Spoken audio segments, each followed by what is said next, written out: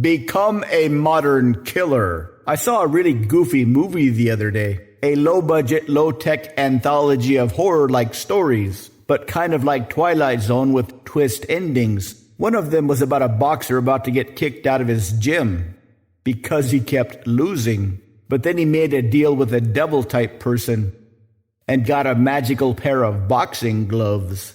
The trick was that while he would always win if he wore the gloves would take over him during the fight. And each time he wore them, he beat the other guy to death, whether it was an actual fight or only with a sparring partner. He couldn't stop himself. The ref also didn't stop any of the fights, and he didn't like having to win by killing other dudes. So he burned the gloves, wanting out of the Faustian bargain.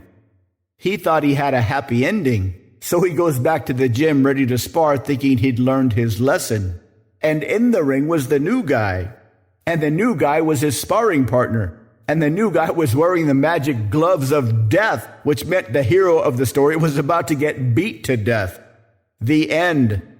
This is a very, very ancient instinct.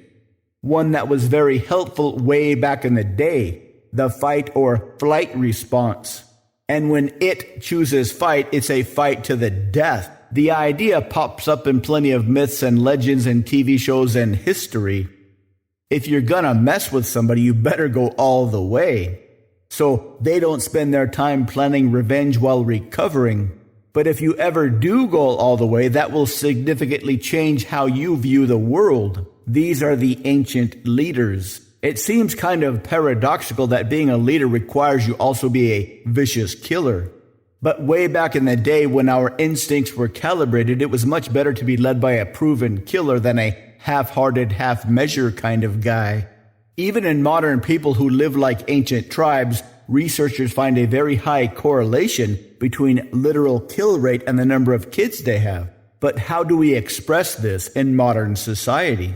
It's not really a good idea to murder all the other dudes in line for the top job at work, but you can very much cultivate the killer attitude. You can speak with confidence that will demonstrate that. You can speak about deep and complex ideas that indicate there is much more going on in your brain than meets the eye. And if you can murder people with your words while maintaining a smile and a normal pulse, you will be a modern killer. One people will follow and support. To learn how, visit mindpersuasion.com/verbal-flow.